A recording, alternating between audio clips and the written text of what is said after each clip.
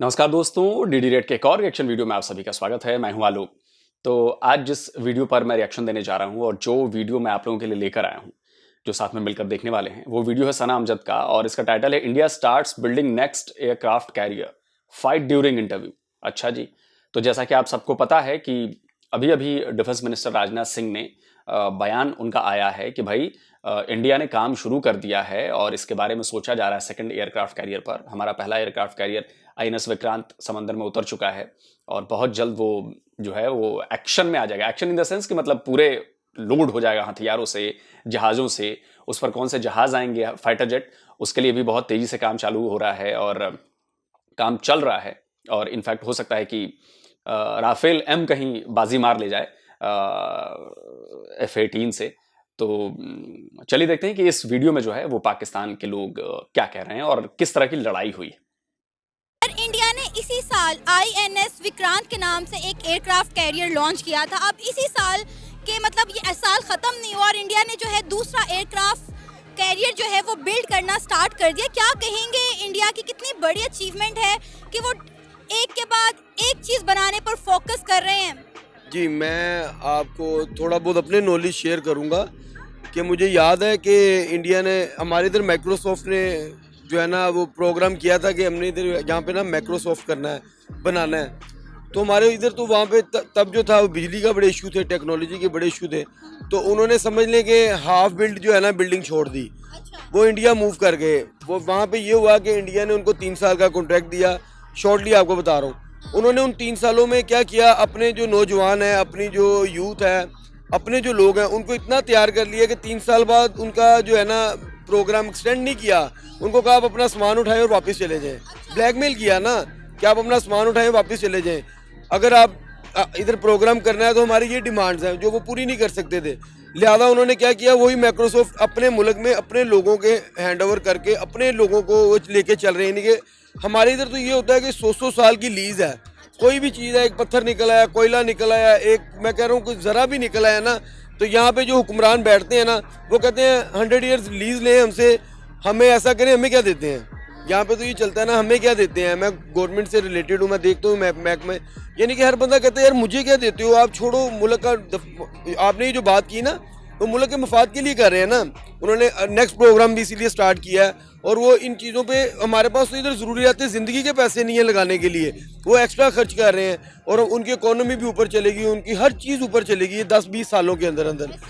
हमारे बच्चे जो हैं वो बेचारे अभी भी, आप कह लो ना, एक सुई भी जो है ना वो भी हमें चाइना से दरामद करवानी पड़ती है। कोई भी चीज़ है, वट एवर, आप कोई भी चीज़ देख लेंगे ना, हमारे इधर इतना इतना माइंड है, इतना इतना दिमाग है। मुझे याद है कुछ लोग ऐसे मेरे दोस्त हैं कि जो इतने ब्रिलियंट थे कि उनको माइक्रोसॉफ्ट उठा के ले गया अच्छी सैलरीज पे।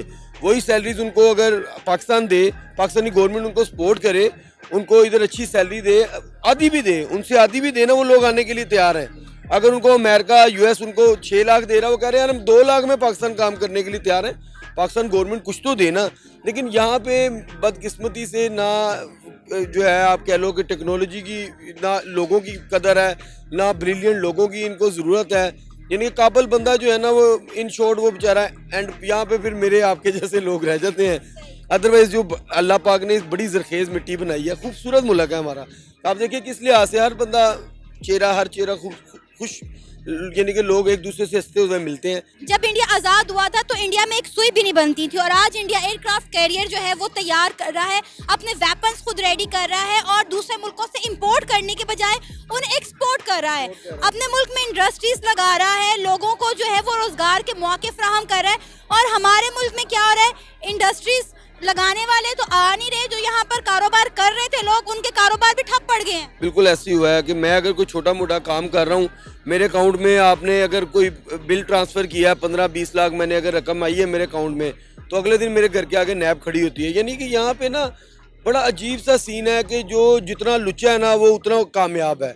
यानी कि बड़े को कोई हाथ डालता नहीं, तो अगर नीचे से कोई बंदा मेहनत करके ऊपर आता है ना तो उसको दबाने वाले बड़े हैं। यानी कि 2 नंबर ही है यहाँ पे। हर चीज़ बिकती है हमारे मुल्क में, हर चीज़ का सौदा होता है। किसी जगह पे किसी महकमे में हमारे मुल्क में आप चले जाएं, आप यकीन करेंगे आपकी जेब में पैसे हैं ना, आप इंसाफ, कानून, हर चीज़ यहाँ पे बिकती है। आज के दौर में भी आप देखें कि ये पाकिस्तान मेरे ख्याल में बने को भी 75 साल से ऊपर हो गया, लेकिन यहाँ पे अभी तक वही सिस्टम है, वही निज़ाम है, रिड़ के चल रहा है, वो कहना घुटनों के बल चल रहा है। यहाँ पे कोई स्पीड नहीं है कि हम अपने बच्चों को कहें बड़ा मुस्तकबिल इनका सिक्योर है। मैं अब इसलिए आपको ये कहना चाहूँगा कि इंडिया की अगर आप चंद साल पीछे चले जाए ना, तो करेंसी भी हमसे डाउन थी, आज उनकी करेंसी भी ऊपर है, क्योंकि उन्होंने अपने मुल्क को बनाया, अपने मुल्क को मजबूत किया है, सबने मिलके, हुक्मरानों ने भी और आवाम ने भी। आज आप देखें कि हर चीज़ उनकी ऊपर जा रही है। आप इंडिया की मिसाल दे रही हैं, मैं आपको बांग्लादेश की मिसाल दूंगा जो हमारा हिस्सा था। आज उनकी इकोनॉमी भी अच्छी है, आज उनकी आप कह लो डेफिसिट जो उनका हर चीज़ है उनकी बेहतरीन है, उनकी इंडस्ट्री चल रही है, उनकी कंपनियां, यहाँ से बहुत से लोग हैं जिन्होंने कंपनीज बंद करके बांग्लादेश अपनी कंपनीज मूव कर ली, वहाँ पे लेबर फ्री है, अच्छी है, सस्ती है, हर बंदा अपना फ़ायदा देखता है। मेरा अगर यूनिट है, मेरे यूनिट पे 20 लोग काम करते हैं, मैं अगर उनको 2 लाख दे रहा हूँ, मैं अगर मिसाल के तौर पे बांग्लादेश रहता हूँ, वही मुझे लेबर 1 लाख में, मैं मिसाल दे रहा हूँ एक। तो आपकी बात से मैं ये इत्तेफाक करता हूँ कि इंडिया अपने लोगों के ऊपर, अपनी टेक्नोलॉजी के ऊपर, इन चीज़ों के ऊपर लगा रही है। ये डेफिनेटली मैम तभी होता है कि जब आपके पास वसाइल ज़्यादा हों, जब आप अपने मुल्क के लोगों को आटा, घी, चीनी, जो ज़रूरियात ज़िंदगी वो ही नहीं दे पा रहे, तो ये तो एक्स्ट्रा चीज़ें हैं ना, ये जो आप बात कर रही हैं ना, ये तो बात है आगे की। पहले आप आटा तो दें, गरीब खाना खा लें। हमारे मुल्क में तो आटा, घी, चीनी, इन चीज़ों का प्रॉब्लम है, इनको हल करेंगे तो हम जहाज़ बनाएंगे, हमको मुख्तलिफ चीज़ें बनाएंगे। अगर कोई काम कर भी रहा है, आर्मी ने काम किया, हमारी आर्मी को जिंदाबाद है, उसने कुछ काम ऐसे किए, कुछ जहाज़ बनाए, कुछ जिसकी वजह से हम सिक्योर रात को सोते हैं अपने घरों में। आप ये देखिए ना कि इंडिया ने हर शोबे के अंदर आगे है। आप वहाँ पे यकीन करेंगे, आप कोई रेडी वाला, कोई भी बंदा देख लें, वो आपको ग्रेजुएट मिलेगा, वो आपको इंग्लिश में टॉक करेगा। यहाँ पे आप, मैं कह रहा हूँ, आप बड़े से बड़े प्राइवेट स्कूल का बच्चा निकाल लें, वो इंग्लिश नहीं बोल सकता, यानी कि उसकी रवानगी वो नहीं है। वो हम, मेरी नज़र में हम बहुत पीछे हैं। सर 2022 बड़ी अच्छी बातें कही इन्होंने। और देखिए, ऐसा नहीं है कि रेडी चलाने वाला हर बंदा जो है वहाँ पे ग्रेजुएट है और अंग्रेजी में बोलता है। देखिए, मैं हमेशा कहता हूँ कि अंग्रेजी बोलना कोई इंटेलिजेंस का पैमाना नहीं है। जैसे हिंदी भाषा है, उर्दू भाषा है, वैसे ही अंग्रेजी भाषा है। अंग्रेजी बोलने का मतलब ये नहीं होता कि जो बंदा बोल रहा है उसके पास अकल बहुत ज्यादा है, वो बहुत ज्यादा, उसका IQ लेवल हाई है। ऐसा बिल्कुल नहीं है। इस बात से आप लोग इत्तेफाक न रखें, इस बात को छोड़ दें आप लोग। दूसरे बात पे आते हैं कि इंडिया क्यों पिछले 30-31 साल में, मतलब 91 के बाद अगर लूं तो 31 साल में इंडिया क्यों ग्रो कर गया और पाकिस्तान ने क्यों ग्रो नहीं किया, बल्कि वापस वो माइनस में जाने लगा। देखिए, इसके पीछे की वजह है हमारे देश के लोगों का विजन, हमारी लीडरशिप का विजन, और यही फर्क है पाकिस्तान में। पाकिस्तान हमेशा जो है वो प्रोपेगेंडा के पीछे पड़ा रहता है, इंडिया के खिलाफ साजिशों के पीछे पड़ा रहता है। तो वो कहते हैं ना कि जो दूसरों के लिए गड्ढा खोदता है वही उस गड्ढे में गिरता है एक दिन। तो पाकिस्तान के साथ यही हुआ है। भारत के खिलाफ इतना जहर उन्होंने अपनी आवाम में भर दिया, इतनी नफरत अपनी आवाम में भर दी, भारत के खिलाफ इतना झूठ फैलाया, प्रोपेगेंडा फैलाया कि जी वहां के लोगों के दिमाग में नेगेटिविटी कूट कूट कर भर गई है। और उस नेगेटिविटी के गड्ढे में पाकिस्तान पिछले 75 सालों में गिर चुका है। अगर मैं झूठ बोल रहा हूं तो आप बता दीजिए। अगर नहीं गिरा होता तो इस समय पाकिस्तान भी प्रोग्रेस कर रहा होता। तो इसीलिए मैं हमेशा कहता हूं कि पढ़ना लिखना जरूरी है और प्रोपेगेंडा मत फैलाइए, झूठ मत फैलाइए। और वीडियो में आगे बढ़ूं उससे पहले आपके साथ एक बेहद अहम जानकारी मैं साझा करना चाहता हूं, क्योंकि देखिए, आज का जो दौर है वो 5th जनरेशन वॉरफेयर का दौर है। और यानी जो बात मैं भी कह रहा था कि दुश्मनों द्वारा जो हमारे देश के खिलाफ झूठ फैलाया जाता है, प्रोपेगेंडा फैलाया जाता है, उसकी वॉरफेयर चल रही है। और इसका जवाब हम सबको मिलकर देना है। हम सब मिलकर जवाब देंगे, तभी इनका प्रोपेगेंडा झूठ ध्वस्त हो पाएगा। और ये कैसे होगा? ये तब होगा, जवाब तगड़ा हम तभी दे पाएंगे जब हमारे पास सच्ची नॉलेज हो, फैक्ट्स हो। तो मैंने अपनी नॉलेज को, फैक्ट्स को पिछले 1 साल में बहुत ज्यादा बढ़ाया है। और कुकू FM पर ये जो बढ़ाया है, ये कुकू FM पर ऑडियो बुक्स और बुक समरीज को सुनकर बढ़ाया है अपनी नॉलेज को। तो अगर आप भी अपनी नॉलेज बढ़ाना चाहते हैं तो कुकू FM से बढ़िया दूसरा कोई जरिया नहीं है। मैं चाहता हूं कि आप भी मेरी तरह देश के खिलाफ चलाए जा रहे प्रोपेगेंडा के खिलाफ लड़ें, जो झूठ फैलाया जाता है उनको बेनकाब करें, सच्चाई दिखा सके। मैं क्यों आपको कुकू FM रेकमेंड कर रहा हूं, इसकी भी वजह है, क्योंकि ये एक ऐसा प्लेटफॉर्म है जिसकी मदद से हम अपने आप को एजुकेट कर सकते हैं, हम अपने आप को नॉलेजेबल बना सकते हैं। और इसके लिए कुकू FM पर 10,000 से भी ज्यादा ऑडियो शोज की लाइब्रेरी है, और वो भी अलग अलग लैंग्वेजेस में। और यही नहीं, आपको यहां पर हर फील्ड से जुड़ी जानकारी मिलेगी, हर फील्ड से जुड़ी नॉलेज मिलेगी, फिर वो चाहे न्यूज हो, बिजनेस हो, हिस्ट्री हो, स्पोर्ट्स हो, हर सब्जेक्ट से जुड़ी ऑडियो बुक्स या बुक समरी आपके लिए यहां पर उपलब्ध है। आप उसे यहां पर सुन सकते हैं। और जैसा कि मैं आपको हमेशा बताता हूं कि मैं क्यों ऑडियो बुक्स और बुक समरी को सुनना रिकमेंड करता हूं, क्योंकि ये आपका काफी सारा वक्त भी बताती है और ये बहुत ज्यादा सस्ती है, क्योंकि इसके लिए आपको अलग से टाइम निकालने की जरूरत नहीं पड़ती। आप बस में हो, ट्रेन में हो, कार में हो, रिक्शे में हो, कहीं भी हो, इनफैक्ट जहां भी आप खाली थोड़ा टाइम आप मतलब दूसरा कोई काम कर रहे हैं, वहां पे कान में लगा के आप कुकू एफएम को सुन सकते हैं। और इससे आपकी नॉलेज भी बढ़ेगी, जानकारी भी बढ़ेगी और आपका वक्त और पैसा दोनों बचाएगी। और देखिए 2022 खत्म हो रहा है, साल 2023 आने वाला है, तो ये वक्त है नए गोल सेट करने का। तो मैं चाहता हूं कि आप 2023 के लिए अपना पर्सनल गोल सेट करें कि भाई आपको अपनी नॉलेज बढ़ानी है। और नॉलेज कैसे बढ़ेगी, तो कुकू एफएम इसमें आपकी मदद करेगा। कुकू एफएम पर डीडी रेड के दर्शकों के लिए एक बेहद खास ऑफर मौजूद है। अगर आप मेरे कूपन कोड DDR50 का इस्तेमाल करेंगे तो आपको इसकी एनुअल मेंबरशिप यानी जो सालाना मेंबरशिप है उस पर आपको 50% का डिस्काउंट मिलेगा। तो जाहिर सी बात है कि अगर आप करेंगे तो मेरी ही तरह जल्दी से आपका नॉलेज भी बढ़ जाएगा। तो इस शानदार ऑफर का फायदा उठाइए। इसका लिंक मैंने डिस्क्रिप्शन और कमेंट बॉक्स में दिया हुआ है, वहां जाकर आप इस ऑफर का फायदा उठा सकते हैं। तो चलिए आगे देखते हैं कि आगे जो है वो वीडियो में और क्या कहा जा रहा है पाकिस्तानी लोगों के द्वारा। इसमें इसी साल में इंडिया ने एक एयरक्राफ्ट कैरियर लॉन्च किया था INS विक्रांत के नाम से। अब ये साल खत्म भी नहीं हुआ, इंडिया ने अपने दूसरे एयरक्राफ्ट कैरियर पर जो है काम करना स्टार्ट कर दिया है। क्या कहेंगे इंडिया डेवलपमेंट में कहां से कहां पहुंच गया। एक वक्त था जब इंडिया आज़ाद हुआ था तो इंडिया में सुई भी नहीं बनती थी, और आज इंडिया ना सिर्फ हर चीज़ अपने मुल्क में बनाता है बल्कि दूसरे मुल्कों को एक्सपोर्ट भी कर रहा है। उसके अच्छा, आगे बढ़ूं उसके पहले मैं जरा बता दूं कि देखिए अब मैं धीरे धीरे देख रहा हूं कि थोड़ा सा बदलाव आ रहा है। जो मैं लगातार अपने वीडियोस में कहता हूं कि जी पहले क्या होता था कि लगातार पाकिस्तानी यूट्यूबर्स ये कहते थे कि भारत और पाकिस्तान दोनों इकट्ठे आज़ाद हुए। अब ये थोड़ा सा बदलाव आपको खुद महसूस हो रहा होगा कि ये थोड़ा सा बदलाव आया। अब कहते हैं कि जी अब पाकिस्तान का नाम नहीं लेते हैं, भले वो नहीं कहते हैं कि आज़ाद हुआ कि नहीं हुआ, लेकिन अब कहते हैं कि जी भारत आज़ाद हुआ। और एक आध मैंने लोगों को ये भी सुना है कि भाई पाकिस्तान जब से बना है 75 साल हो गए पाकिस्तान को बने हुए। तो ये मुझे लगता है कि बहुत बड़ी बात है। आगे देखते हैं। रीज़न ये है इंडिया में ना पॉलिटिशियन मजबूत है, स्ट्रॉन्ग है, जमहूरियत स्ट्रॉन्ग है। उनकी अवाम को ये भी नहीं पता हमारा आर्मी चीफ का नाम क्या है। अच्छा, ठीक है, बल्कि इंडिया के अवाम को पता है हमारे मुल्क में आर्मी चीफ का नाम क्या है। अच्छा। एक ये सबसे बड़ी वजह है, क्योंकि वो जमहूरियत पे यकीन रखते हैं और डेवलपमेंट पे यकीन रखते हैं। और दूसरी बात उनकी एजुकेशन हमसे बहुत ज़्यादा आगे है, नो डाउट। और दूसरी बात ये जो सबसे ज़्यादा इम्पोर्टेंस मैं कहता हूँ आई टी भी हमसे बहुत आगे है, जो हम आईटी के मामले में भी पीछे हैं। अब मैं बहुत सारे स्टूडेंट के, बल्कि मैं इनके बारे में बात कह दूं, ये 17 ग्रेड है, इनको आईटी 0 है। आपकी मिसिस ने के ये कज़न कह ले जो भी, ठीक है, लेकिन ये इनके जो आईटी 0 है, वहाँ पे आईटी स्ट्रॉन्ग है हमसे। अब छोटे छोटे बच्चे को उठा के देख लें, उनके आईटी इतनी स्ट्रॉन्ग है, तो इस वजह से वो हमसे बहुत आगे चले गए हैं। ठीक, और इंग्लिश लैंग्वेज जो होनी चाहिए थी हमारी, वो चीज़ नहीं है।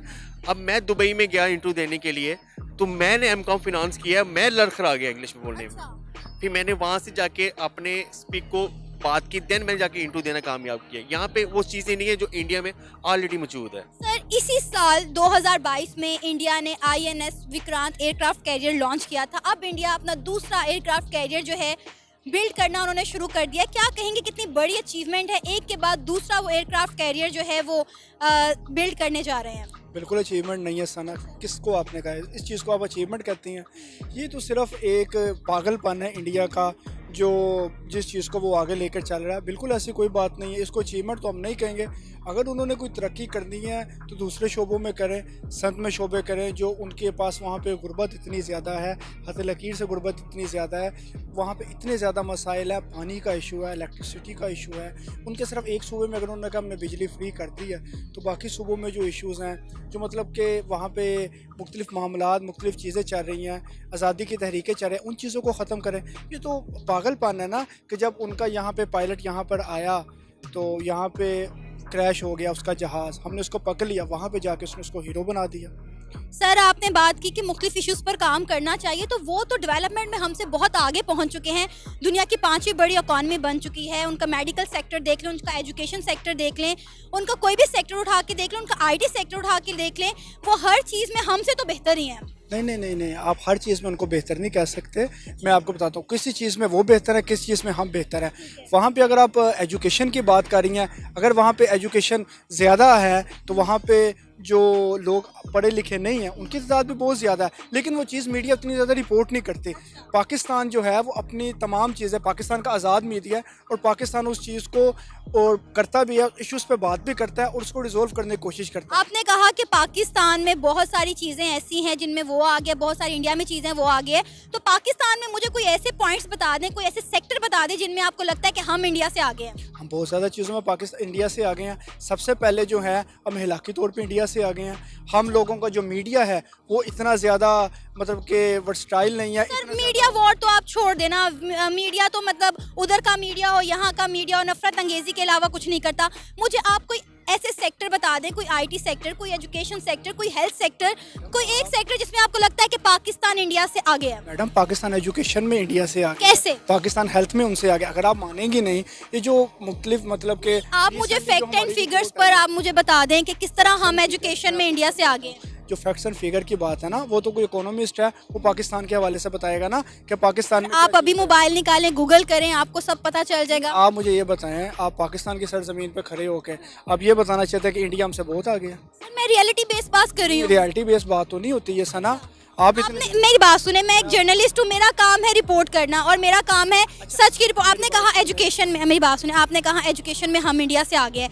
इंडिया का बच्चा इंग्लिश मीडियम स्कूल में पढ़ता है और इंग्लिश बोलता है। इंडिया में मुझे ये बताएं कितने मतलब के लोग ऐसे हैं जिनको स्कूल का क्या ये भी नहीं पता कि 2 वक्त की रोटी है। मुंबई की हालत आप देखें, जो उनका मेन ऐसे हालात तो पाकिस्तान में भी हैं। पाकिस्तान में कौन से ऐसे हालात हैं कि वहाँ पे पाकिस्तान की गुर्बत इंडिया से ज़्यादा नहीं है? मैडम अगर आप रिपोर्ट उठा के देखें, पाकिस्तान इस चीज़ पे काम करता है। अगर हमारा सैलाब आया है तो हमने पाकिस्तान में इस इशू पे काम किया। इसलिए मैं कहता हूं कि पाकिस्तान के लोग हवाई बातों में बड़ा विश्वास रखते हैं यार, फैक्ट से उनका मतलब ही नहीं है। अभी कमेंट में मेरे साथ कुछ दिनों पहले एक भाई साहब थे, वो मुझसे लड़ पड़े, आपको ये नहीं। मैंने बोला कि भाई आप जो ये बात कह रहे हो, आप फैक्ट्स दो ना, आप रेफरेंस दो, फैक्ट्स दो, डेटा दो। वो नहीं दे रहे हैं, बस बड़ी बड़ी बातें। नहीं आप तो हेट फैलाते हो, आप तो ये करते हो, आप ये गलत बता रहे हो। अरे भैया मैंने कहा कि गलत बता रहा हूं तो बता तो दो कि सही क्या है, आप उसके लिए फैक्ट्स लेकर आओ। भाई साहब ने कोई फैक्ट्स नहीं दिया, अपना पोस्ट डिलीट किया, चले गए। अब इसी तरह के, मुझे लगता है कि इसी तरह के वो भाई होंगे। अब ये भाई भी लगातार उसी जिद पर अड़े हैं कि आप भारत को बेहतर क्यों बता रहे हैं। अरे भारत बेहतर है तभी वो बता रही हैं। अगर वो फैक्ट्स नहीं बताएंगी, अगर वो रियल चीजें नहीं दिखाएंगी तो आप सुधरोगे कैसे? आप अपने आप को नापोगे कैसे कि हम कहां पर हैं इस फील्ड में? और आपने कहा जी पागलपन है। पागलपन आप कर रहे हो, जो ये यकीन नहीं कर रहे हो, जो आप स्वीकार नहीं कर रहे हो, एक्सेप्ट नहीं कर रहे हो कि जी इंडिया ऐसा कर चुका है। और हमने बहुत ज्यादा टाइम नहीं लगा इसमें। 91 में हमारी हालत बहुत खराब थी और उसके बाद से देख लीजिए 30-31 साल में हमने क्या कर दिया है। तो बेसिकली आपको शर्म आ रही है कि हम तो कुछ ना कर पाए, लेकिन सामने वाले पड़ोसी ने तो बहुत बढ़िया कर लिया, तो मैं उसकी तारीफ करूंगा नहीं और मानूंगा भी नहीं। आप करो गुर्बत, अरे जाकर गूगल है, सही कहा सना ने, गूगल है, कर लो गूगल ना। 32-33% आपके यहां गरीबी है। आप 22-25 करोड़ की आबादी वाले देश हो और आप में उसमें से 32-33% लोग गरीब हैं। हम यहां 130 करोड़ आबादी वाले देश हैं और हमारे पास 7 से 8% की गरीबी है। और आईएमएफ की रिपोर्ट अभी अभी आई है कि एक्सट्रीम पॉवर्टी हमने 1% से नीचे कर दी है। अभी आईएमएफ की एक और रिपोर्ट आई है जिसमें हमने पिछले 15 साल में 415 मिलियन लोगों को गरीबी रेखा से ऊपर उठा दिया है। हमने उनकी लाइफस्टाइल बेहतर कर दी है। और आप बात करते हो कि जी इंडिया में गरीबी है और ये है और वो है, वो हमसे बेहतर नहीं है। एक नाम तो आप बता नहीं पाए कि आप किस सेक्टर में इंडिया से बेहतर हो। ये जो झूठी शान है ना, झूठी शान आप लोगों के पतन का, आप लोगों की तबाही का सबसे बड़ा कारण है। यह सबसे बड़ी वजह है आपकी कि झूठी शान में कि नहीं जी जान भले चली जाएगी लेकिन मैं सच बात मानूंगा नहीं, जो मैंने सोच लिया है मैं तो वही करूंगा। यही दिक्कत है आप लोगों को। फैक्ट्स पे बात करो, वो तो कह रही है फैक्ट्स पे बात करो। नहीं, फैक्ट्स पे क्यों बात करूंगा? पोल खुल जाएगी, फिर शर्मिंदा होना पड़ेगा। इसलिए सच्ची बात मत दिखाओ। पाकिस्तान की जमीन पर भी खड़े होकर सच्ची बात मत बताओ जी। क्यों भाई? झूठी बात बताओ। और लोगों को हमने सहूलियात दी हैं। हमने इंडिया की तरह हरकतें नहीं की। हमने ये नहीं किया कि अगर कोई उनका बंदा अगर पाकिस्तान में आया है तो वो यहाँ पे जलील हुआ है, हमने उसको कैच कर लिया, पकड़ लिया, उसको हमने सुपर हीरो नहीं बनाया। उसके दूसरे नंबर पे अगर बात की जाए इंडिया में, आपने बात की, आपने अपने former air force chief Parvez Mehdi Qureshi की बात क्यों नहीं करते आप? उस समय सोशल मीडिया का जमाना उतना नहीं था, वो भी तो पकड़े गए थे। 1.5 साल रहते हमने शॉट डाउन किया था ना, हमने उनको आए थे अटैक करने हमारे ऊपर। अपने 93,000 सैनिकों को भूल गए आप? इस पाकिस्तान वाले 93,000 ने तो हम पकड़ा क्या, सरेंडर कर दिया, घुटनों के बल लेट गए इंडियन आर्मी के सामने कि हमारी जान बख्श दो। सारा जज्बा सारा ईमान घुस गया पता नहीं कहां। कैसी बात करते हो यार आप लोग? और अभिनंदन जी तो आपके प्लेन को खदेड़ रहे थे, ठोक भी दिया। भले आप लोग छुपा गए वो अलग बात है गिनती में बता देना F-16 कम हुआ है कि नहीं, और ये भी बता देना कि जी किस अमेरिकी संस्था ने या किस अमेरिकी ऑफिशियल ने कहा है कि जी F-16 की गिनती हमने की है, वो भी बता देना मुझे वही मैं कहता हूं कि भाई आप लोगों को देखिए, आपने एक अभिनंदन वो पकड़ा नहीं आपने, वो तो आपके प्लेन को खदेड़ते खदेड़ते वहां पे चले गए, पाकिस्तानी ऑक्युपाइड कश्मीर में घुस गए, तब शॉट डाउन हुए। तो लड़ाई लड़ रहे थे ना बॉस, डर के 93,000 की तरह भीख तो नहीं मांग रहे थे कि जी जान बख्श दो। सरेंडर तो नहीं किया ना उन्होंने लड़ते हुए गए, विमान शॉट डाउन हुआ, उससे क्या होता है? लड़ाई में होता है यही होता है। पीछे तो नहीं हटे, वो चाहते तो अपना प्लेन नहीं जा छोड़ देते कि चलो भाग गया जी, छोड़ दो, जाने दो, लेकिन उन्होंने पीछा किया, और वो भी 40-42 साल पुराने जहाज से। वो जानते थे कि मेरा जहाज पुराना है, उसके बाद भी ये होती है करेज, ये होती है हिम्मत, तब जाकर ऐसा होता है। टेररिस्ट बहुत ज़्यादा है, कहते तो वो हमें है ना, हर वक्त तो पाकिस्तान के खिलाफ बातें करते रहते हैं, प्लान करते रहते हैं, और उनका मेन इशू ही पाकिस्तान होता है। पाकिस्तानी मेन इशू होता है ना उनका, इलेक्शन हो या कोई भी चीज़ हो। उनका नरेंद्र मोदी जो है उसने कितने जुल्म किया पाकिस्तानियों के ऊपर, मुसलमानों के ऊपर। क्या मुसलमानों के लिए वो जगह ठीक है? मुसलमान वहाँ पे हैं। सर पाकिस्तान से ज्यादा मुस्लिम हिंदुस्तान में रहते हैं और वो बहुत अच्छे सेक्टर्स पर जॉब भी कर रहे हैं। मैडम बहुत ज़्यादा जॉब कर रहे होंगे, लेकिन वहाँ पे हालात तो आप देखें, बाबरी मस्जिद है, जो दूसरे इश्यूज हैं, उस पे वो लोग क्या करते हैं? सर यहाँ पे भी मंदिर जो है तोड़े जाते हैं। आप इस्लामाबाद में देख लें, एक मंदिर बनने जा रहा था, उसे तोड़ दिया गया। मंदिर तोड़ना और बनाना सारा बड़ा सेपरेट इशू है। पहली बात तो ये है, क्या यहाँ पर रहने, अगर आप सिंध वाली सेक्टर पे, तो क्यों बाबरी मंदिर आपको बाबरी मंदिर का इतिहास नहीं पता? अच्छा, जहां मुसलमानों की बात होगी वहां पे फट से पहुंच जाएंगे। इंडिया के मुसलमान आप पर थूकते भी नहीं है बॉस, और वो मामला इंडिया के मुसलमानों का था ना, आपको उससे क्या करना है? आपको क्या प्रॉब्लम है?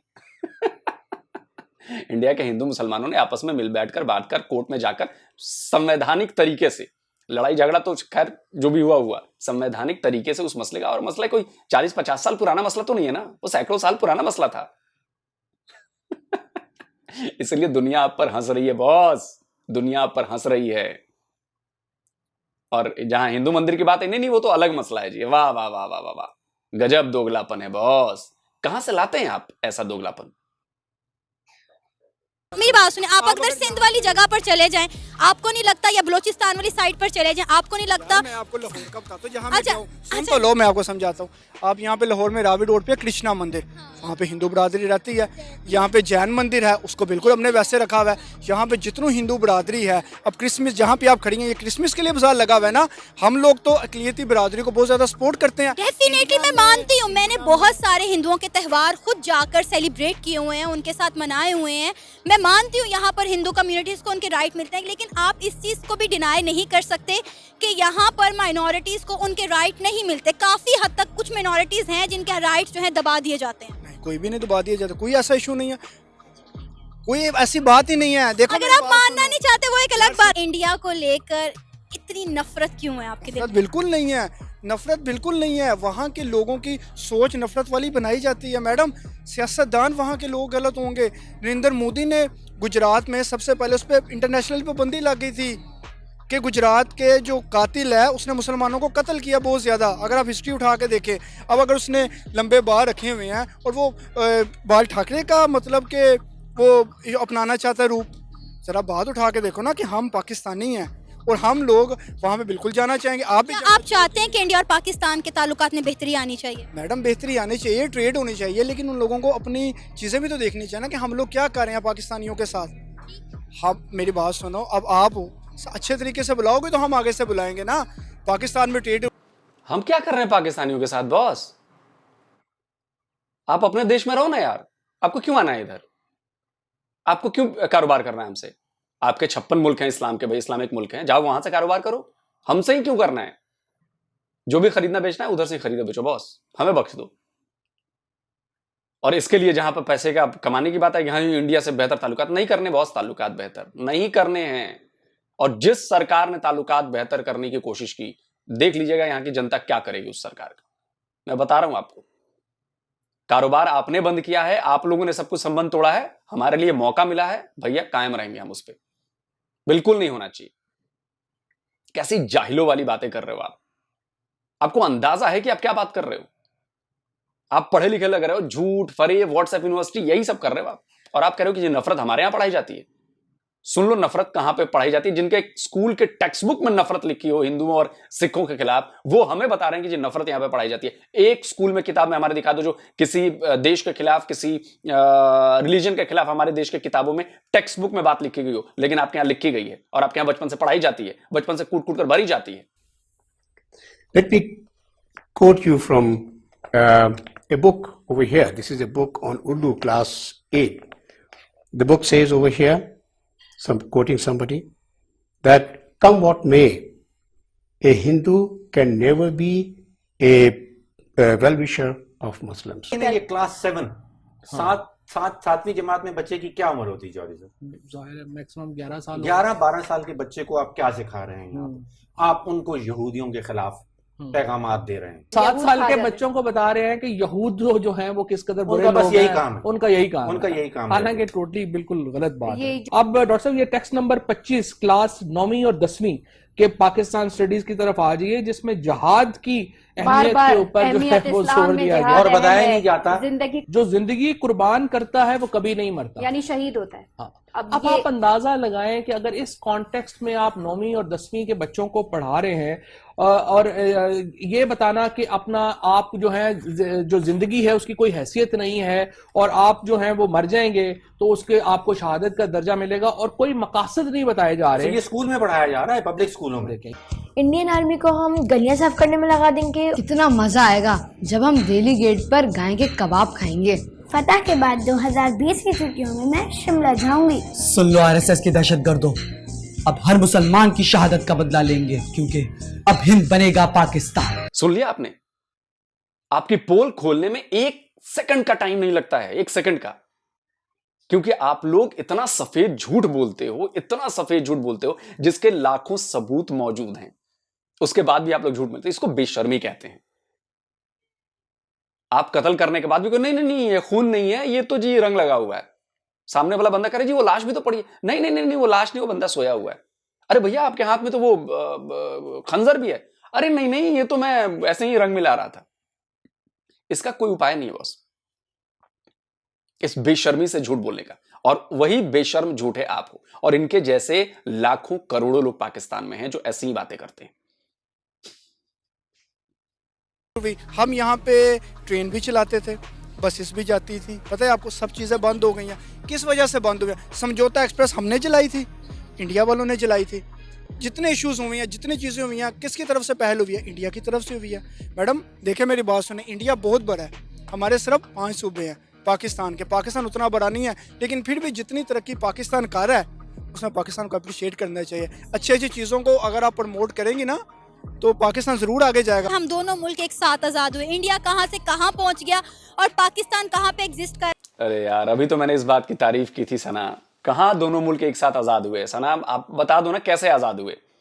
जो मेरा लॉजिक है मेरे सवाल का जवाब दे दीजिए आप कि भाई कैसे आजाद हुए आप? 14 अगस्त 1947, वैसे तो असली 15 अगस्त है। शुरू में अपने 2-3 साल आप लोगों ने मनाया। आपके यहाँ स्टैंप डाक टिकट भी जारी हुए, स्टैंप्स जो होते हैं ना पोस्टल स्टैंप, वो भी जारी हुए 15 अगस्त को, और उसके बाद आपने चेंज कर दिया बाद में। वो पता नहीं क्या हुआ, खुद को सुपीरियर बताना था। आप मुझे बता दो कि किसके गुलाम थे आप? पाकिस्तान नाम का मुल्क कहां था? क्या नक्शे पर पाकिस्तान नाम का मुल्क, किसी कागज में पाकिस्तान नाम का मुल्क था? और फिर भी आप लोग ऐसी बातें करते हो कि जी हम दोनों इकट्ठे आजाद हुए। कैसे आजाद हुए बॉस? जब पाकिस्तान नाम का देश ही नहीं था तो आजाद कैसे हुए? जब देश की नींव ही पड़ी उसी दिन पाकिस्तान बना। ये कहिए कि बना, पैदा हुआ, नया मुल्क आया इस दुनिया में, आया इस दुनिया में, और आप लोग कहते हो कि जी आजाद हुआ, आजाद हुआ। कहते रहिए, खैर हम अपने मुल्क में कुछ भी नहीं बनाते, इसलिए हमारी मौशियत जो है कहाँ पर आकर खड़ी होगी आपके सामने है। मैं वही बात करूंगा, यहाँ पर ना हमारे जो पॉलिटिशियन जो है ना, असल में अब खुल के बात करूँ यहाँ पर क्वेश्चन, खुल के बात करें आप। असल में हमारी जो जमहूरियत है वो स्ट्रांग नहीं है। हमारे हर फैसले इस्टेब्लिशमेंट के ज़रिए हो रहे हैं जिसमें हम स्ट्रांग नहीं हो रहे। अब ये नहीं पता चल रहा हमने आने वाला वक्त क्या करना है। जो भी पॉलिटिशियन आती है, बेशक नून लीग आए, पीटीआई, कोई भी आए, एवरीथिंग आए, वो अपना मुफाद देखती है। अब कहते हैं हम आज वज़ीर आज़म बन जाएँ, बाकी जाए बाढ़ पे। अवाम की ना महंगाई का, ना चीज़ का पता, किसी कंसर्न का नहीं पता। ना ये मुल्क के लिए सोच रहे हैं, सिर्फ अपनी सीट के लिए सोच रहे हैं। अगर यही हुक्मरान मुल्क के लिए सोचना शुरू कर देना, हम कहाँ से कहाँ तक चले जाएं। और दो चीज़ें, वो वक्त कब आएगा? वो मुश्किल है। वक्त बहुत मुश्किल है। अगर ये सारे सियासतदान एक जगह पे हो जाएं तो बिल्कुल ठीक हो जाएगा, अदरवाइज नो। तो इससे बेहतर नहीं था कि हम इंडिया के साथ ही रहते? अगर ये हम पाकिस्तान हमने अलग लेकर उसका ये हाल करना था, तो इससे बेहतर नहीं था कि हम इंडिया के साथ इल्हाक में रहते, एक साथ इकट्ठे इंडिया के साथ रहते, ताकि हम भी ग्रो करते? नहीं, पाकिस्तान इसलिए नहीं बनाया गया था। अगर इकट्ठे रहना तो पहले शायद, अब वहाँ के जो मुस्लिम है, इंडियन मुस्लिम है, मेरे दोस्त भी हैं, दुबई में जॉब करता रहा हूँ, मेरे वो खुद बड़े तंग है अपने उस मुल्क में। वहाँ पे फैसिलिटी नहीं मुसलमान के लिए, वो खुद जॉब के लिए अदर कंट्री जा रहे हैं। ठीक है, अगर वो ये मुल्क इसलिए नहीं बनाया गया था, मुल्क मुसलमान की पहचान के लिए बनाया गया था, एक अलग से मुल्क डेवलपमेंट, अपने आज़ादी राय जो मर्जी करें। ठीक है, ये चीज़ नहीं थी। यानी मीन्स आप मुल्क अलग भी कर लिया है, सारा कुछ भी हो गया है, लेकिन आप अपना ही काम कर रहे हैं जो पहले जो चल रहा था, इससे बेहतर कट ही होता। लेकिन मुल्क इसलिए बनाया गया था, हम हर चीज़ अपने मुसलमान के लिए अलग डेवलपमेंट करनी चाहिए थी, जो सो नहीं हो सका। सर, आपने भी बात की कि वहाँ पे रहने वाले मुसलमानों को उनके राइट्स नहीं मिलते, जॉब्स नहीं मिलते। अच्छा, हर पाकिस्तान को ना, हम पाकिस्तानी को हमने ये गिला करते हुए सुना है कि वहाँ पे रहने वाले मुसलमानों के साथ जुल्म होता है, उनके राइट नहीं मिलते उनको, ये है वो है। और आपको मज़े की बात बताऊँ, पिछले दिनों एक वीडियो आई वहाँ के इंडियन मुस्लिम की, उन्होंने कहा भाई पाकिस्तानी कौन होते हैं हमारी फिक्र करने वाले, हम अपने मुल्क में बिल्कुल आज़ाद और एक खुशहाल ज़िंदगी गुजारे, हमें हर तरह की आज़ादी हासिल है। वो सिर्फ मीडिया के हद तक है। वो आप मीडिया के हद तक। मेरा एक दोस्त है, उसका नाम अब नाम ज़हन में नहीं आ रहा, वो दिल्ली में रहता था, वो मेरे साथ जॉब करता रहा दुबई में। तो हम पूछते रहे यार क्या हालात, कहते हैं आपको सही बताऊं, हमारा कोटा रखा गया है, यानी अगर 100 सीटें हैं ना तो 10 सीटें मुस्लिम की हैं। तो सर, यहाँ पे क्या हम माइनॉरिटीज़ को कोटा देते हैं? बिल्कुल देते हैं, बिल्कुल देते हैं। हम तो ये भी नहीं देते वो गैर मुस्लिम है, क्रिश्चियन है, कि जो भी हम सबको दे रहे हैं। माइनॉरिटीज़ की बातें तो एक तरफ हैं, ये बताएं कि इंडिया की तरक्की पर क्या कहेंगे, इंडिया की कामयाबी का राज क्या है? उनकी जमहूरियत स्ट्रॉन्ग है, बहुत स्ट्रॉन्ग है। जमहूरियत स्ट्रॉन्ग की वजह से उनकी आईटी बहुत स्ट्रॉन्ग है, एजुकेशन बहुत स्ट्रॉन्ग है, ठीक है, और हेल्थ के मामले में भी बहुत ज़्यादा स्ट्रॉन्ग है हमसे। क्या कभी हम इंडिया को कम्पीट कर सकें? अगर हमारे हुक्मरान सही हो जाए, अच्छा, बिल्कुल सही हो जाए, सब कुछ हो सकता है। ये था हमारा आज का प्रोग्राम, आपने जानी पाकिस्तानी अवाम की राय। उम्मीद है आपको आज का हमारा ये प्रोग्राम पसंद आया होगा। आप भी अपनी राय का इजहार कर सकते हैं नीचे दिए गए कमेंट सेक्शन में। इसी के साथ मुझे इजाजत दें, पर जाने से पहले हमारे चैनल को सब्सक्राइब करें, वीडियो को लाइक करें और शेयर करें। अल्लाह हाफिज। तो दोस्तों, वीडियो ख़त्म हो गया और बड़ा अफसोस होता है यार पाकिस्तानी लोगों के इस माइंडसेट को देखने के बाद कि जी मुसलमानों को तो राइट्स ही नहीं है। हमारे यहाँ सारे राइट्स हैं जो माइनॉरिटीज़ हैं। सबसे बड़ा राइट तो ये बताइए कि क्या आपके यहाँ मैं अगर कहूँ कि एक हिंदू एक मुसलमान दो लोग खड़े हों, क्या वो दोनों बराबर हैं? क्या आपका संविधान कहता है कि दोनों बराबर हैं? कोई साबित करके दिखा दे पाकिस्तानी, सब कुछ हार जाऊंगा, उसके नाम कर दूंगा। दोनों बराबर नहीं है। मुसलमानों को वहां पर एज हासिल है, मुसलमानों को वहां पर पीएम बनने का हक है, हिंदू को नहीं है। मुसलमान को वहां राष्ट्रपति बनने का हक है, प्रेसिडेंट बनने का हक है, हिंदू को नहीं है। मुसलमान को वहां पर चीफ मिनिस्टर बनने का हक है, हिंदू को नहीं है। हक मारा गया है उनका। Army chief, air force chief, navy chief, वहां पर हिंदू नहीं बन सकता या नॉन मुस्लिम नहीं बन सकता।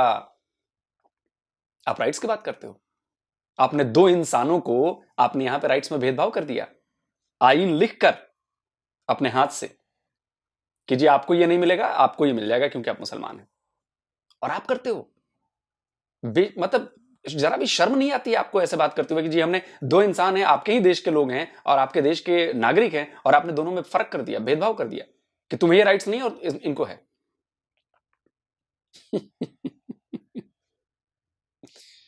खैर, आप लोग सुधर नहीं सकते, क्योंकि जब किताबों में ही जहर बुझी बातें की गई हैं, बताया गया है कि इंडिया मुसलमानों के साथ ऐसा करता है वैसा करता है।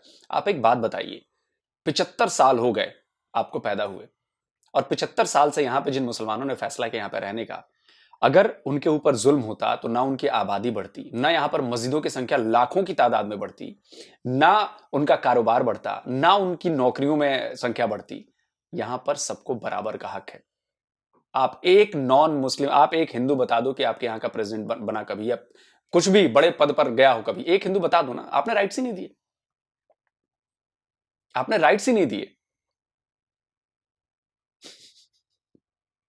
लेकिन हमारे यहां तो प्रेसिडेंट बन चुके हैं, आर्म फोर्सेस के चीफ तक बन चुके हैं जो माइनॉरिटीज के लोग हैं, चाहे मुसलमान ही क्यों ना, और आप बात करते हो ऐसे।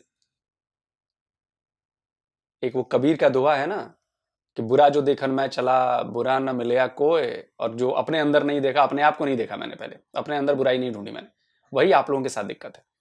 आपके अंदर बुराई कूट कूट कर भरी हुई है, भरी गई है, और आप उसी बुराई को देखते हो, आप वो अच्छाई नहीं देखते। एक भाई ने बात कही कि जी एक मंदिर और ये और वो, 2 मंदिर से ज्यादा गिना नहीं पाए, मैं आपको यहाँ पे लाखों की संख्या में मस्जिद गिना दूंगा। तो मस्जिदें किस लिए बनाई गई हैं? क्या वहां पर मुसलमान नहीं जाते हैं मस्जिद पढ़ने, नमाज पढ़ने, या ऐसे ही दिखाने के लिए जी, हाँ देखो देखो देखो हमने बना दिया बना दिया? शर्म आनी चाहिए आप लोगों को। खैर, बाकी जो रिजल्ट है वो दिखा रहा है, हमारे यहाँ माइनॉरिटी मेजोरिटी सब मिलकर इस देश को आगे बढ़ा रहे हैं। आपके यहाँ तो 98% लोग एक ही मजहब के हैं, फिर भी आपका देश जो है वो डूब रहा है 75 साल में, जब से पैदा हुआ है डूब ही रहा है, और डूबता ही चला जा रहा है। इसके बाद भी आपको समझ में नहीं आ रही है कि आपका जो ऊपर वाला जिसको आप मानते हो वो भी बता रहा है कि देखो तुम लोगों ने जो गड्ढा दूसरों के लिए खोदा है, दूसरों के बारे में प्रोपेगेंडा करते हो, झूठ फैलाते हो, उस झूठ और प्रोपेगेंडा की वजह से तुम्हारा कितना नुकसान हो रहा हुआ है। लेकिन वो नुकसान जो है आप लोगों को नहीं दिख रहा, आप लोगों को समझ में नहीं आ रही है बात। खैर, देखते हैं।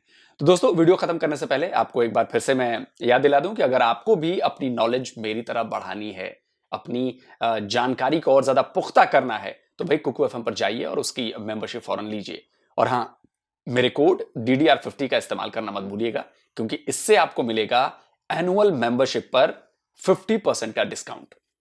इसका लिंक मैंने डिस्क्रिप्शन और कमेंट बॉक्स दोनों जगहों पर दिया हुआ है, वहां से जाकर आप इस ऑफर का फायदा उठा सकते हैं। तो जल्दी मिलता हूं एक और नए वीडियो के साथ। नमस्कार, जय हिंद।